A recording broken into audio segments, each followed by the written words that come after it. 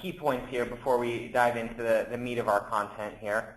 I want to provide everyone a little bit of information about Web Marketing 123 and some of the services that we provide for our clients. We are a metrics-based agency. We really take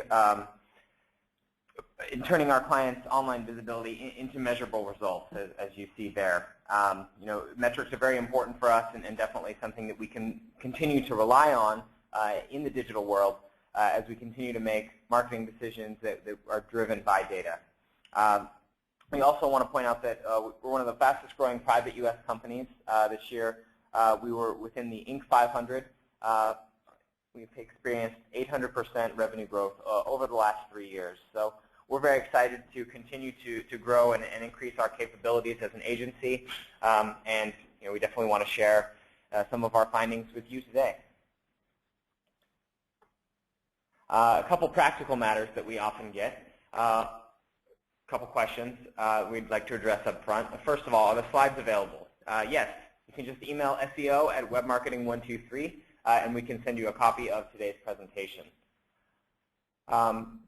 Additionally, we will be tweeting today's event using #123 webinar, as Evan mentioned. And you can also connect with us through our other social channels, Twitter, Facebook, and Google+ listed right there. And feel free to follow us on any of those channels as well for the latest in search marketing news.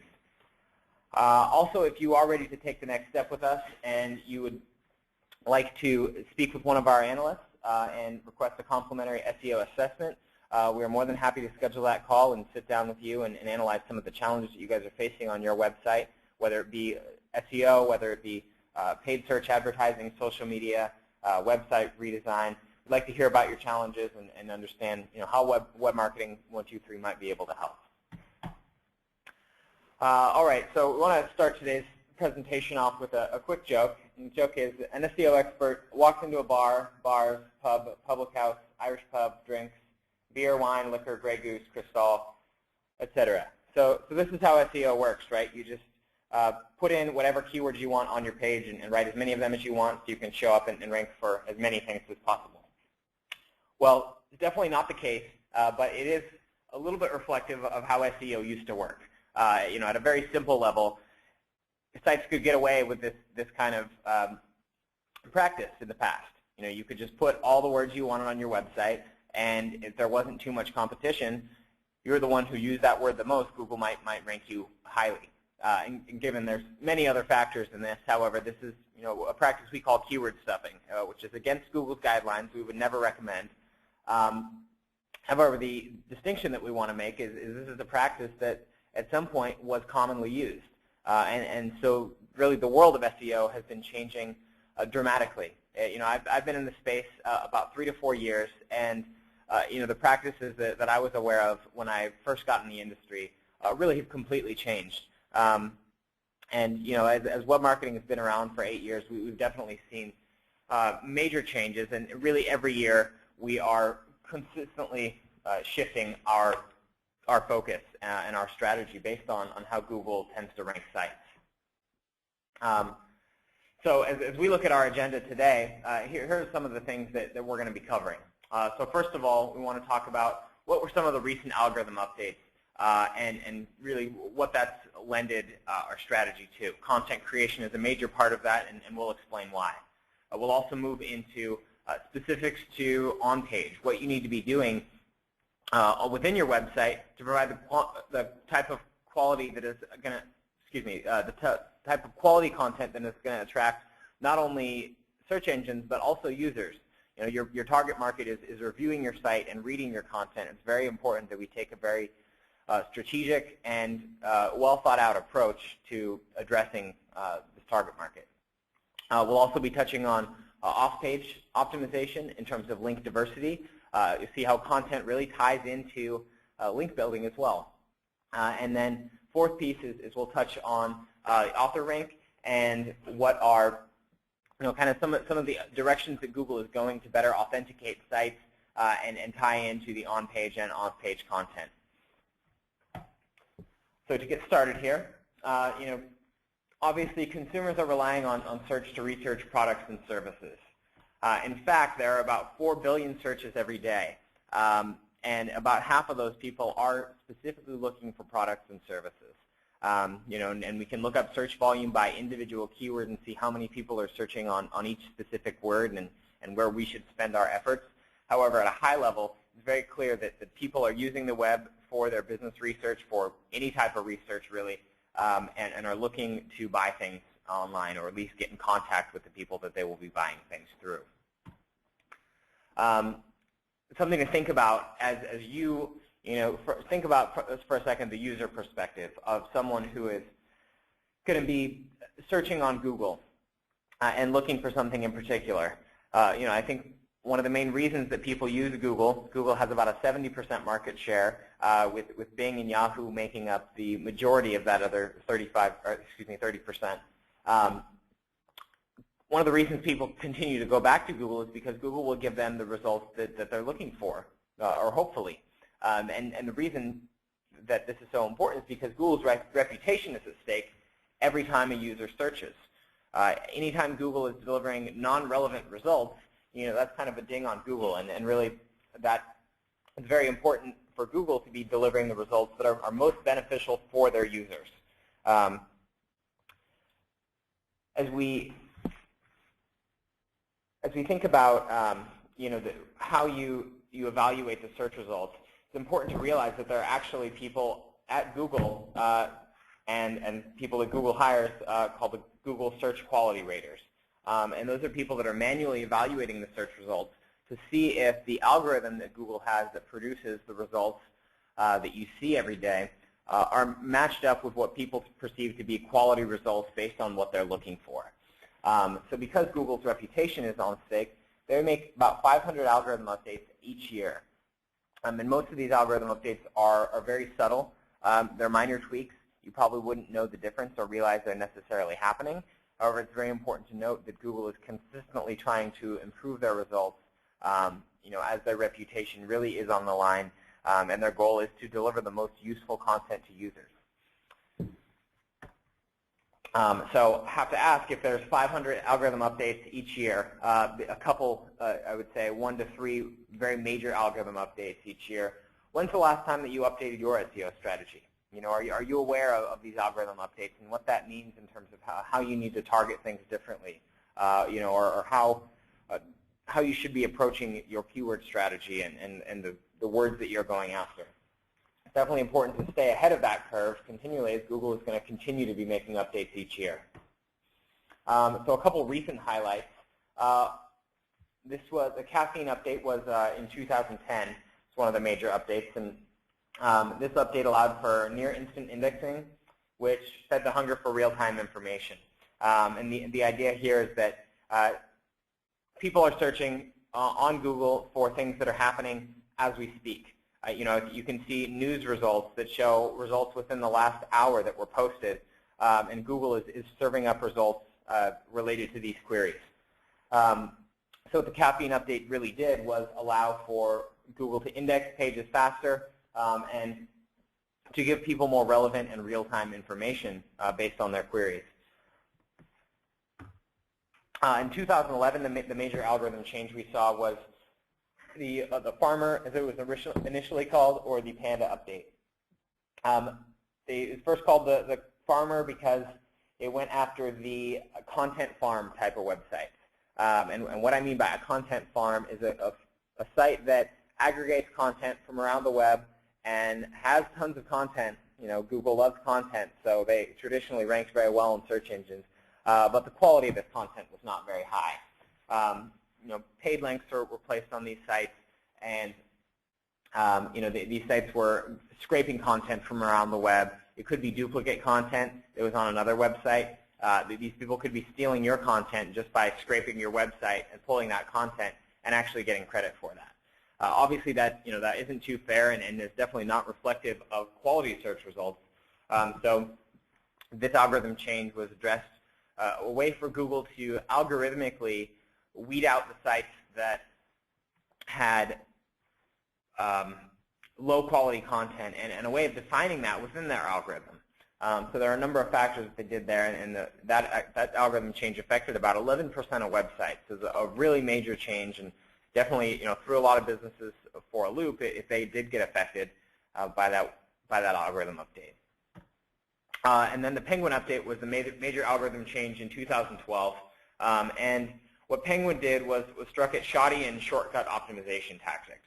So this was kind of released in waves, but the first we heard of Penguin was really based on the idea of over-optimization. Over-optimization being like that keyword stuffing idea. A guy walks into a bar, pubs, pub house, Irish pub, etc. People just listing words on the site, or people having too many ads above the fold and not providing useful content for people. Then the major piece of Penguin that's really influenced a lot of people has been the link component. And the main link component of Penguin is really identifying links which look unnatural in the eyes of Google, meaning they don't belong on the site that they're on, or irrelevant links. An example would be if we have a blog about cars and we're linking to project management software, there's really no relevancy for that link to be placed on that page. And so as Google was evaluating all the backlink profiles of all the websites, they found that there are many sites that have these links that have been placed purely for SEO purposes that provide no reasonable benefit for a user and have no relevancy really within the areas that they're located. So Penguin has really changed the way that people start to look at links. Panda changed the way that people look at content. And so what we're going to do is talk about how content and links moving forward really can affect both your off-page and on-page strategy. So really to understand what Google's algorithm is doing and how Google is rating sites. Basically what it is the algorithm recognizes the look and feel of a high-quality website. How is that done, you might ask? Well, first of all, they have those Google search quality raters, as I mentioned. And those humans are going to rate websites based on the quality that they perceive. There are certain kind of qualitative, subjective factors potentially that are going to have someone choose one website over another. Particularly based on that query. However, what they're trying to get to is how do we make those ideas quantitative and measurable so that we can put that into the algorithm and deliver these higher quality sites on a more regular basis. So what they're doing is having the algorithm learn from that manual human website rating, and what we are ending up with is artificially intelligent search results. So the idea is that Google's algorithm is constantly learning based on how the Google search quality raters and the Google engineering team are defining quality, and then they're doing their best to represent that within an algorithm. And I think this is important to note that it really is kind of artificially intelligent search results. So how Google is getting there is definitely a process. It's not easy to take qualitative and subjective ideas and put that into an algorithm that delivers the most quality websites every time. If I think about the immensity of a task like that, there's no way they're going to get it perfect every time, and it's constantly a process of continual improvement, which is why there are 500 algorithm updates each year. One of the major components of the Penguin update was these low quality links or unnatural links. And some examples of those types of links, was on something that has nothing to a link from a website that has nothing to do with what we're linking it to.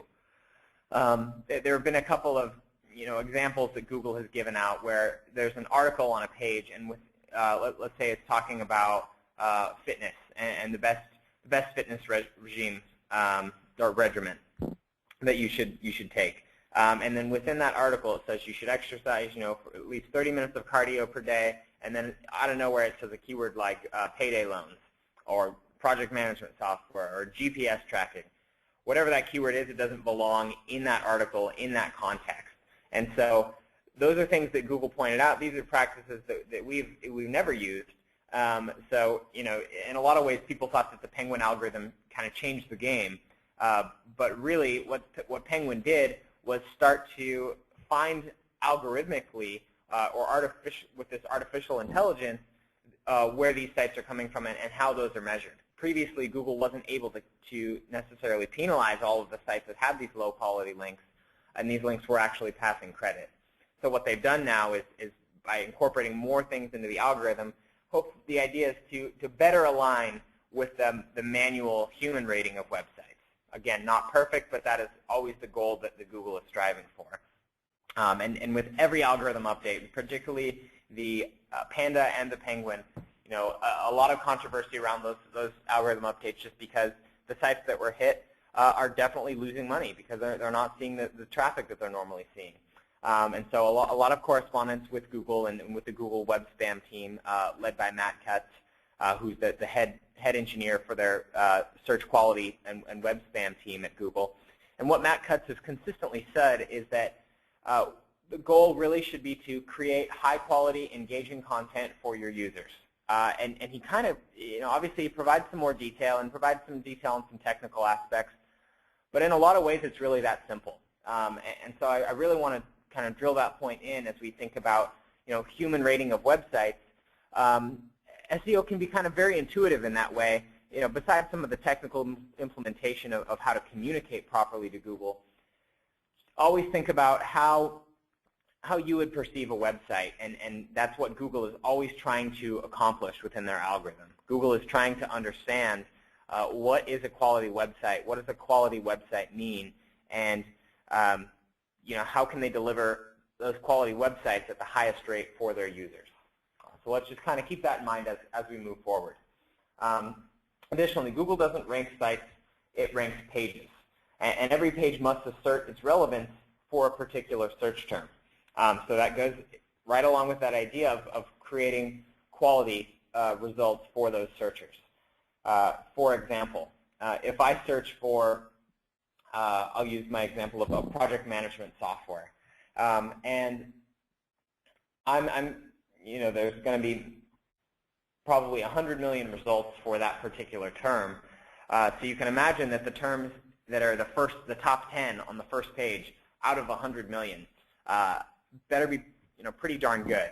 And so how is Google analyzing that? Well, it's going to find within your web page, within your website, what is the specific page that is most relevant for that particular term. And really, what that's going to do for you is put that particular page within those search results. So let's say you are a B2B consulting firm and you offer custom software. You offer ERP software, enterprise resource planning software. You offer project management software. Let's say you offer some sort of a CRM software. A lot of different categories. We wouldn't want to take someone to our homepage for project management software, even if that's our core business offering. What we want to take them to is our page where we talk about project management software. So if you think about that point of view from a user's perspective, when you see a page in the search result where the page title is bolded and says project management software, that exact keyword that you searched for, that's going to be a lot more relevant than a listing that says, we are a consulting firm offering many products. So just think about that idea of bringing up the most relevant page, and really Google is looking at a page-by-page basis, where is this content that this person is looking for. Furthermore, taking that idea of where is the content that someone is looking for, it's pretty straightforward if you think about wanting to provide that content for those people, for that target market, for those people looking to potentially engage with your company. Stop trying to game the system. What we need to do is provide the content that users are looking for. And clearly there are some more technical pieces of SEO that involve communicating that information properly to Google. However, I don't want to go too much into the technical details today. It really is kind of simple from a high-level perspective in thinking that the content is what's most important, and the useful content, the content that your users are going to get the most benefit out of, are going to help. I look at probably at least 10 new websites a week, if not more, as I speak with prospective clients. And one of the biggest things I see is that they don't have enough content on their website. And maybe there's a quick paragraph describing what that product is. But if you think about a couple sentences on a web page describing what your product is, you're not really doing your product justice. One, you're not providing enough information to Google, and two, you're not providing enough information for that target market that is going to be searching for your product and learning about information before they reach out to a sales rep. And so to hold on to that thought of that target market, really, absorbing that useful content from your website. I will touch on that in just a second. Obviously, we want to start producing the content that your users are looking for, because that's what's going to actually influence them to make a conversion. If they see your website ranking for a term that they're looking for, and then they go and find that the content doesn't really align with what they're looking for, they can't learn about the product, they can't learn about your service, or understand a little bit more of the context of whatever that term is, then they're not going to be as likely to convert. So as I mentioned, really providing that useful content for users, the reason that that's so important is that 70% of B2B buyers are moving about 60 to 70% of the way through the sales funnel before they engage directly with sales reps. So if you think about how things are changing, and this statistics comes from a Forrester study from this year, and what this is telling us is that once these people do get on the phone with your sales reps, they are 70% of the way through their decision. So they've already made up a lot of their mind. They're further along in that sales cycle, which for one thing changes that conversation with your sales rep, but it also places a lot more importance on that first 70%, which is your website content. And website content, I'm specifically referring to textual content among a lot of this, in terms of what the search engines want to see.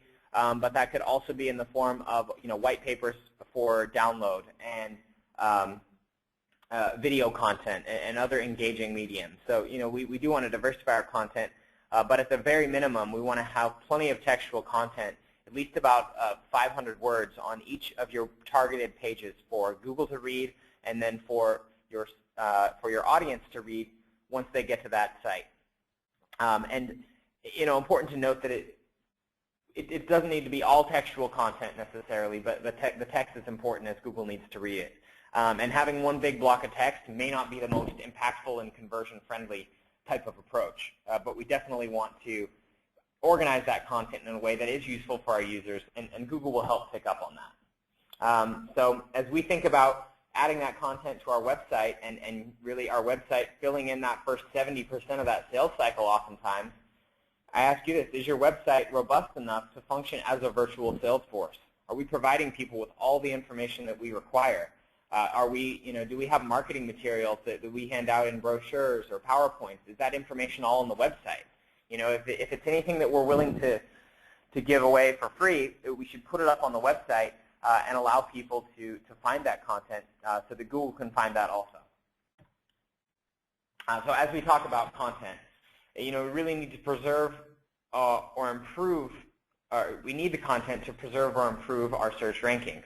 It is for users, but as we are discussing, Google continues to need to see that content and need to see fresh content as well. We can't just put up content and then not update our strategy over the year, because there are so many algorithm changes, because your competitors are continuing to update their content and work on their SEO strategy. We definitely need to stay ahead of that curve. And we need to use it to address today's self-educating prospects, as we mentioned. Giving them enough information that they will make that conscious decision to reach out to your sales rep and get more information and continue that conversation they've started on the website. Now we'll go into what that plan potentially looks like. So where any content strategy and any SEO strategy is going to start is going to be your keywords. So as we look at our keyword selection, we want to think about the different types of keywords and which ones we really want to target. So what this graph is trying to represent here is the different types of keywords that we would look at. On one hand, you have a very generic one-word phrase like shoes. And what we see with something like shoes is, one, there's a low probability of conversion. Because it's such a general term, is someone searching for shoes looking on the definition of shoes? Are they looking to understand what types of shoes exist?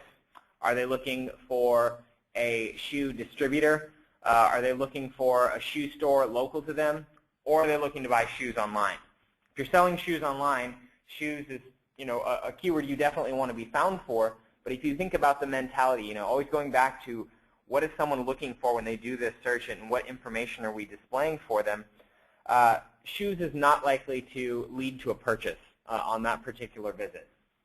Furthermore, because shoes is so general, we see a lot more competition and therefore higher cost. And that higher cost is associated with shoes being such a general term. There are going to be hundreds of millions of web pages that Google finds relevant for the term shoes. For us to be in the top 10 on the first page out of those hundreds of millions is going to require considerable effort. So if there is a low probability of conversion, it may not be worth our effort. As we look at the other side of the spectrum, red Nike men's running shoes. Someone looking for red Nike men's running shoes probably is looking to buy that specific pair of shoes that day, or at least know where they can order them. Either way, they're further along that sales funnel, and they're much more likely to convert. So you see here a higher probability of conversion as we look. We call this the long tail as we move forward down here. But also there's lower cost and lower risk associated with this keyword because we are addressing a niche. And so what we want to think about as we look at our keywords is thinking about what does each keyword represent in terms of where someone is along that sales funnel, and what are they going to be, what kind of content are they going to be delivered when they get to our site. And the reason we're talking about keyword selection here is because it is so critical to a content strategy and an SEO strategy that's going to be effective and will survive the Google algorithm updates. In many ways, Google is changing the game every year by having these updates. However, in many other ways, Google is consistent with their message, deliver high-quality content to users. So that starts with the keywords here. So now let's talk about how we can incorporate that strategy into our pages specifically and build that high-quality content that Panda specifically started looking for. And there, just for your reference, there have been at least, to my knowledge, 10 updates of Panda since that original update in the early to mid part of 2011. So as we've selected our keywords and we're moving towards incorporating these keywords onto our content on the page, as we discussed a couple slides ago, Google ranks us by page, not by website. So what we want to do is deliver the web page specifically that is most relevant for each of these keywords. So let's say these are our keywords right here: elder care services, assisted living services, assisted living center. We want to decide what page is most appropriate for these keywords. If someone does a search for this term, am I taking us to our home page, or am I taking them directly to the elder care services or to our assisted living page? The way that we can do that is through something called a keyword mapping. And what this looks like is we are going to organize our keywords by theme, and likely the way that your website is already organized in terms of the architecture of the website, you already have these themes established. So we might find that we have these specific URLs already in place. We want to group our keywords onto these pages by theme, and that will help us establish a theme. Google's algorithm is thematically based. It will start to pick up on a general keyword theme across a section of the site or within this specific page, and then we can approach targeting these keywords here. The next step is going to be creating content guidelines. So now that we have our elder care services mapped to the services page that we provide, we realize that we have some content, but we're not using that keyword.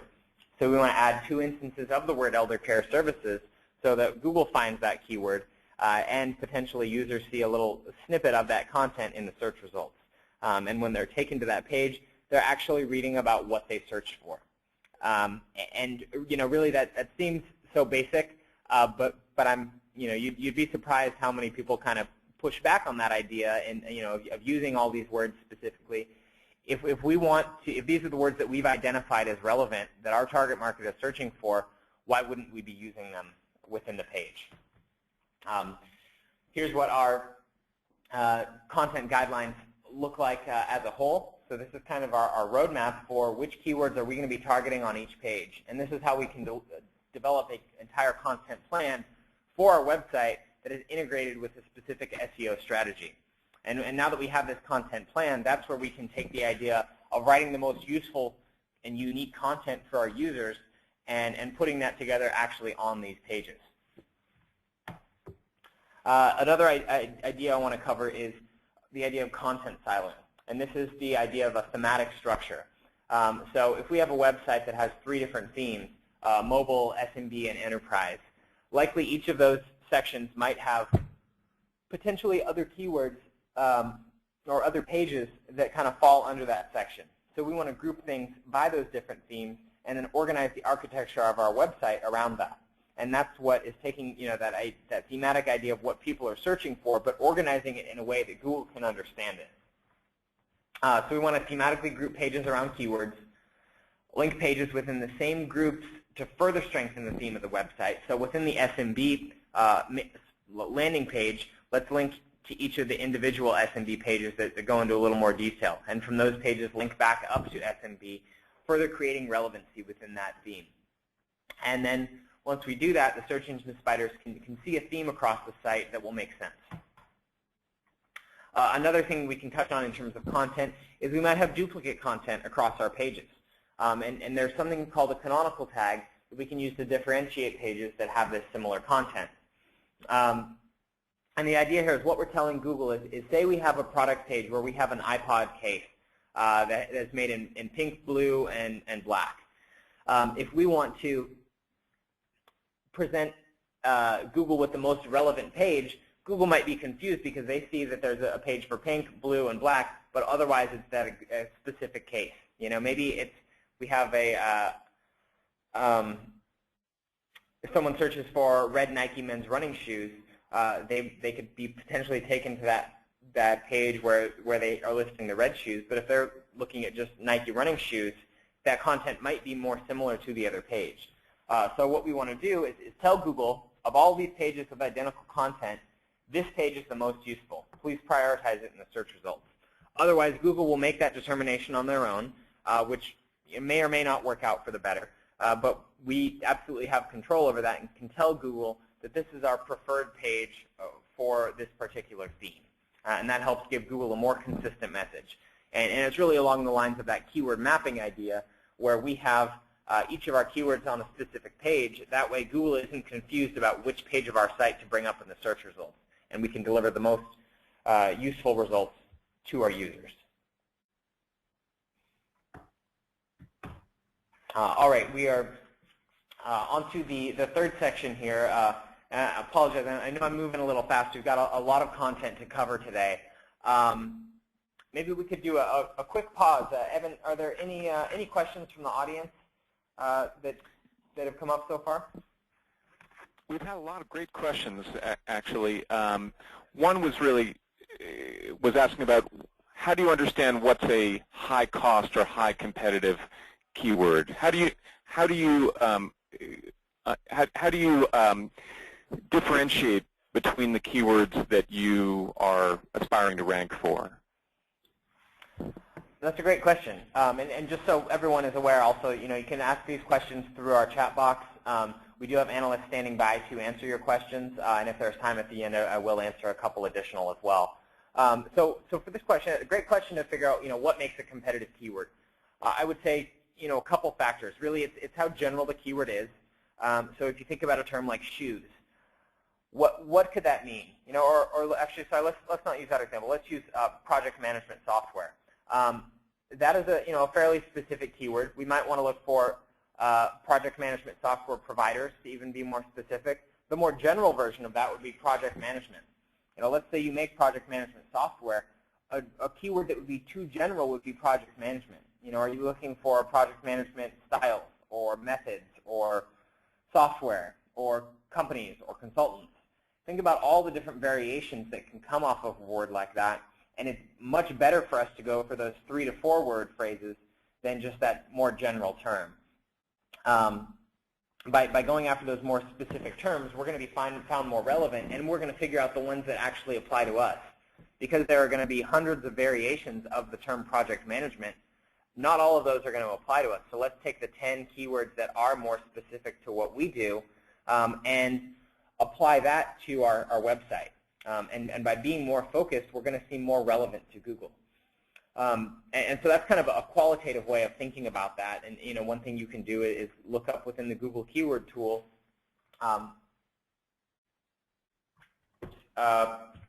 a term like project management and see what other pages are coming up. Let me just show a quick example as well.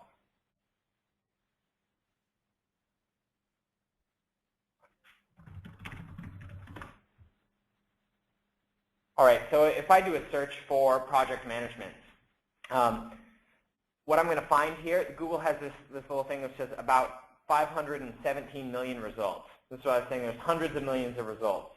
Anything above 100 million or even in the tens of millions, I would consider very, very competitive. So we want to analyze this number here. We call this the competition in the search results because it's how many results is Google going to give. We want to go for the terms where we want to swim in the smaller ponds, basically. Think of project management as the ocean. We can go in there and hope to be found, but it's so vast, and we can easily get lost within there. So that's one of the quantitative ways that we can look at that. All right, so let's move on to off-page, and how do we incorporate our content strategy and into our link strategy and our off-page validation. And what are some of the considerations that Google is continuing to make within their algorithm changes that make sure that we stay ahead of the curve. So SEO has two parts. One is going to be what's actually on your website, your page title, your URLs, your keywords, your content, as we've discussed. Then there's going to be links pointing to your websites. So there's going to be relevant industry directories, top-level directories like the Yahoo directory or DMOZ. You can have industry forums or blogs that are related to the topic of your website. And if you're choosing keywords, likely you're going to find there are at least a couple hundred searches, a couple thousand searches for the keywords you've selected. If those are those popular terms, there are definitely many other websites around there, around the web talking about these ideas. So finding those websites and getting them to link back to you will establish relevancy. If you're a project management software provider, if you find a project management blog and you get the link back from there, that's going to be a very valuable very valuable link in the eyes of Google. Another couple ideas are article syndication, which can create relevancy for Google by writing an article about your topic. When Google reads through that article that is relevant to your website and then they find a link back, they will also give you credit for that word. Press releases is one other method of several that we would be thinking about. But within a press release, you can create links back to your website and get more votes of trust, as we like to call them. The more links back to your website, the more people voting for your website to be found relevant and of high quality. So here's an example of what a link strategy looks like for one of our clients, using a couple specific methods here. So we would want to be kind of dividing these out and looking at which pages are we targeting and which keywords are we targeting. So when we actually link back to our website, we want to use this specific term, or at least a variation of this specific term. One of the things in the Penguin update was to not always use an exact match anchor text. So we don't want to have 5,000 links to our website saying senior homes. We'd like some websites that say senior homes, and then senior assisted living, and then senior apartment, and then longer tail versions, or maybe our branded name, XYZ Senior Homes, for example, if that's our brand name. But as you can see, there's a very strategic approach to building these links and getting more exposure on the web by being very targeted with the keywords that we're targeting to each page and where we want to target those on the various platforms that we can build links on. Essentially, content is the fuel that powers the link building strategy. As you'll see, blog posts and article syndication and content marketing, which is another buzzword in the SEO industry, which is really the direction content or link building is going, is based around this content. And that's how you create relevancy for these websites, as opposed to that example I mentioned for the Penguin update that Google mentioned, talking about fitness regimen and then mentioning payday loans in the middle of it. That has absolutely no relevance in the eyes of Google, and those are the types of links that don't have value anymore. So we want to make sure that we create value and create relevancy by producing good content and syndicating that content. And overall, I think moving in different directions and kind of staying ahead of the curve with syndicating more content is very important. Overall, though, one of the best ways to safeguard yourself from one of these algorithm changes, and I think this is very important to keep in mind, because as certain links start to get devalued, others may still provide credit for you. So you don't want to put your eggs in one basket and have only directory links.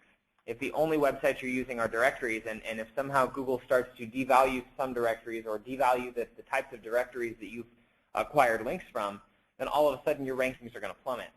But if you have a diversified strategic link building approach where you have some guest blog posts on some other websites pointing to the website, that's going to give you some credit in that area. We also want to have those relevant industry directories as another component.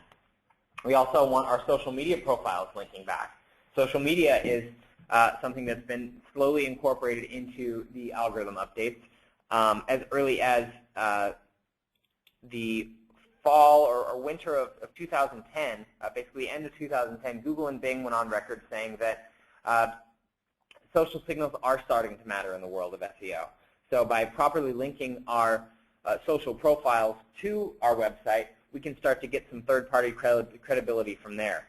However, the very important thing to note about social media is it's really about engaging your consumers.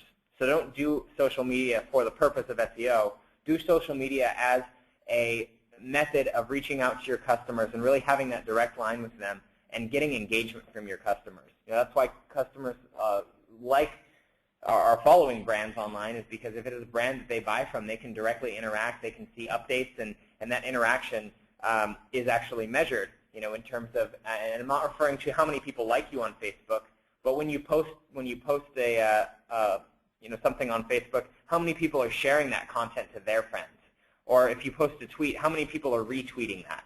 How many people are subscribing to your YouTube channel, and how many plays are you getting? Those are the types of things that measure engagement. So that's definitely another important thing to note. Social media is not a link building strategy, but it is an entirely separate approach that can definitely benefit us by having that link to our website. Another piece is going to be press releases and media coverage. A couple examples. We made the Inc. 500 list this year, and we've sent out press releases about that. With those press releases, we have links back to our site saying search engine optimization firm, SEO company, digital marketing, Bay Area SEO. Those are some of our keywords that we mix into our press releases, and a couple of those are going to be links back to our site, but syndicated through our normal channels that we're already using. YouTube is another method with video, and so YouTube can kind of be incorporated into that social idea. The other possibility is by getting a video to be viral. If you host that video on your web page instead of on YouTube, people can actually link to your website using that video, and that can go viral and create natural links for you without doing anything. So that's another idea of creating good content, is by creating awesome video content that people want to share. If people are sharing that on their own, it's literally very little effort on your part to start to see some benefit from that, because all those people are building those links for you. So that's really why this content matters, because if it's not shareable content, then we really have to do all of this ourselves, and really, it's like pulling teeth to get people to post the content. But if we create very engaging content in the form of videos and articles and things like that, then that's going to help. Online forums are another example.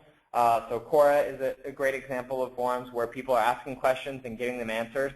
And throughout those, you can place links back to your website and start to establish more relevancy. And then the overall idea, really give yourself more visibility online.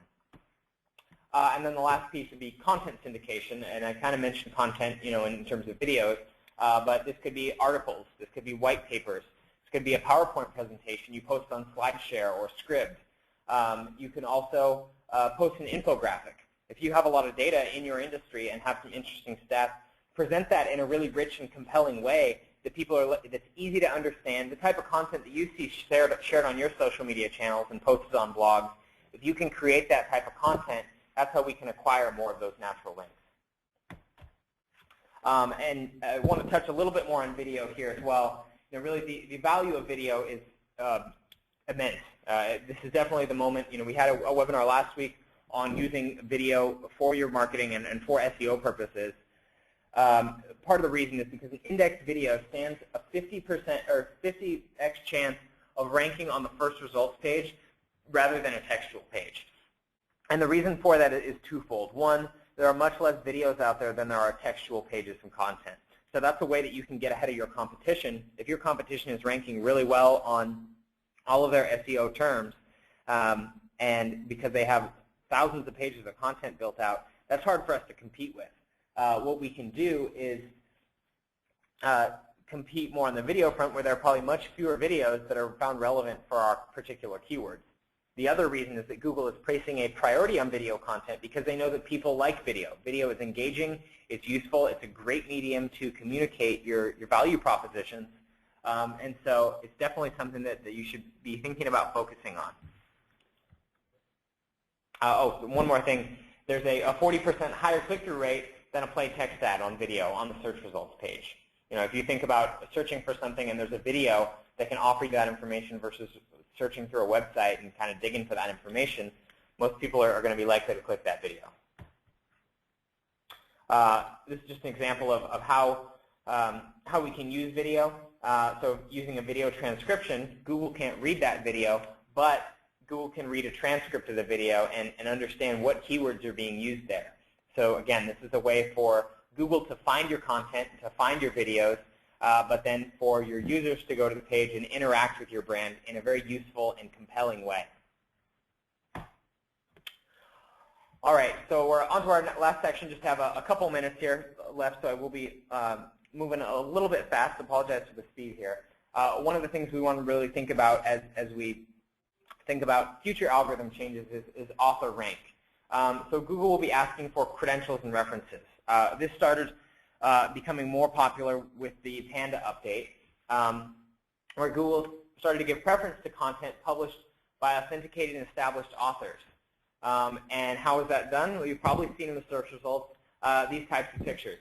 If you see a picture that has an author name and it even has a link to more links by that author, you're going to be probably more likely to click on that. It gives it a little more credibility.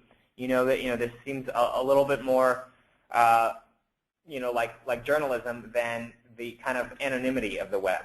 And Google is aware of that and is going to rank sites accordingly.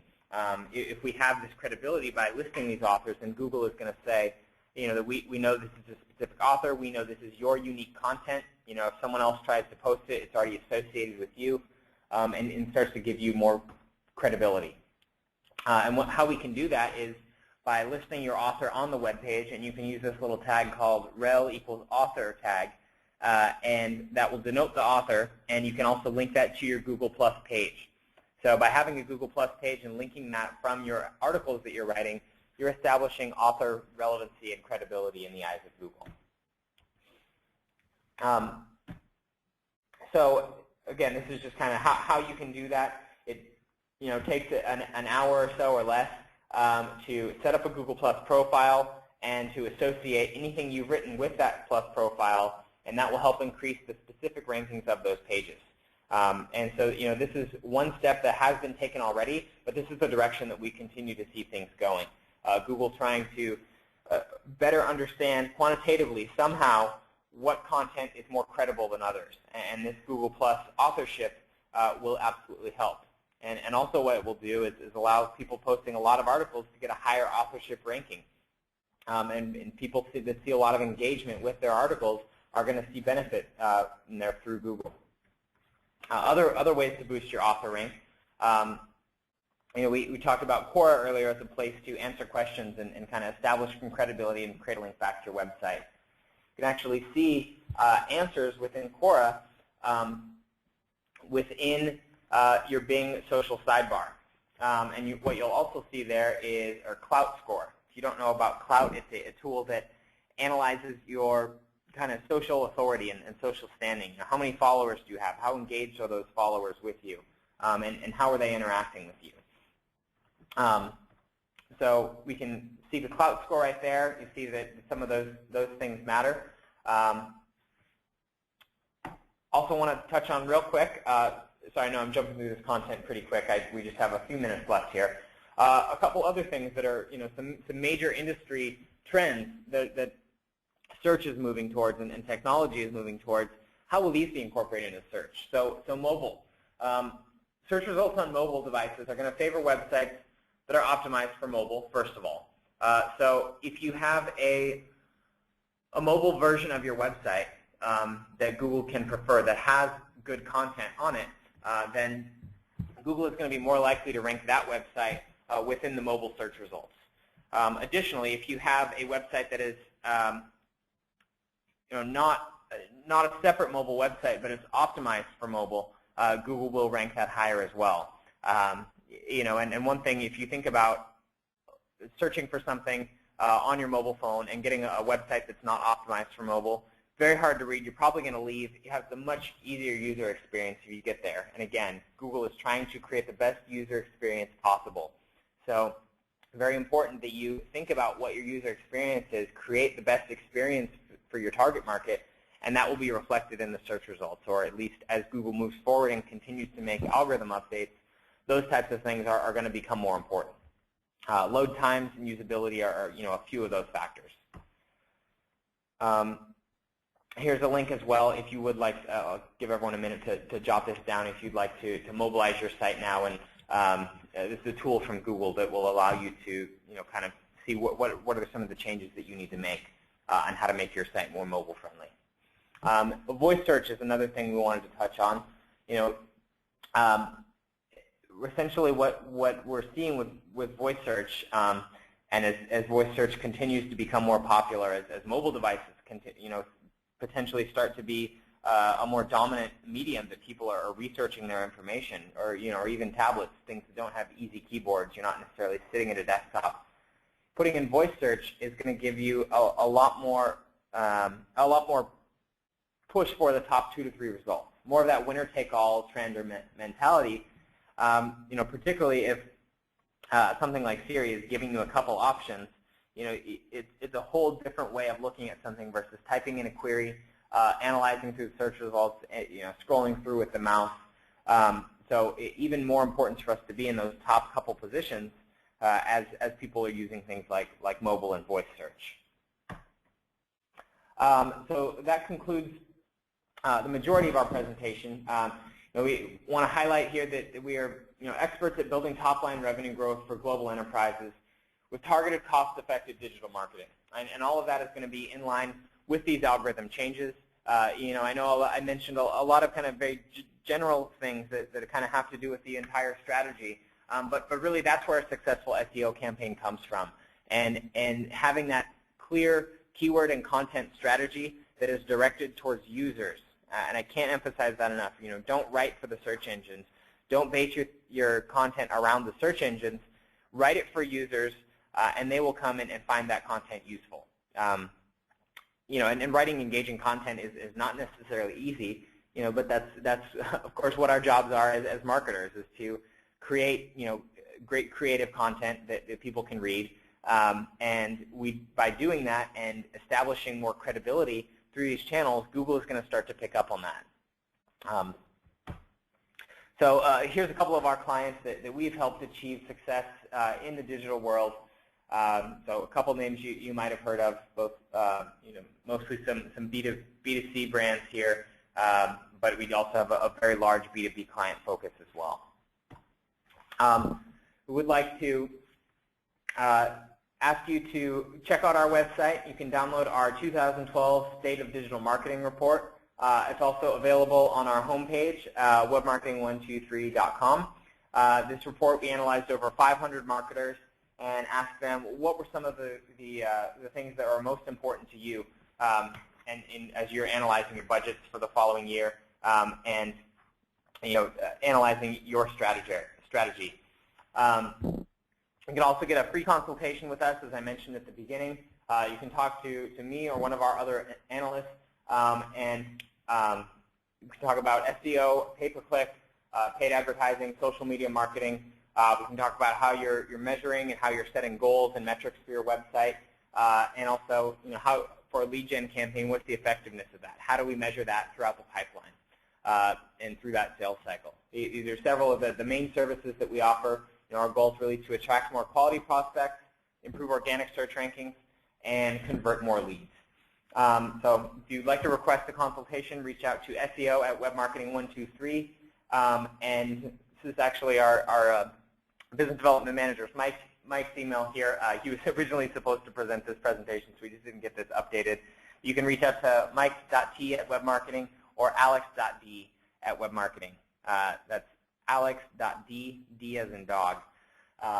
And so feel free to reach out to us if you are interested in a custom analysis, and we'll take a look at what some of your challenges are, kind of craft that into the right digital strategy for you, and then from there, we can address how we can take that forward and adjust for future algorithm changes and make sure that you can stay ahead of the curve and ahead of your competitors. Thanks, everyone, for your attendance. I know we went just a minute over, so appreciate everyone sticking around. We hope to see you next week. Thank you, Alex.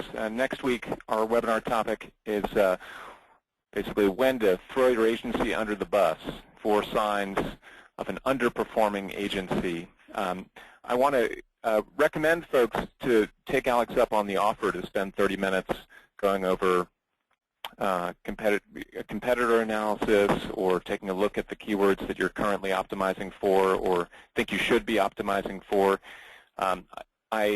I hear these consultations happening across the room, and it's not a sales conversation. They really, Mike and Alex and the other analysts, use the opportunity to understand what you are struggling with. So it's really a two-way street. Getting this expertise is invaluable. There's no strings attached. I hope you'll take advantage of it.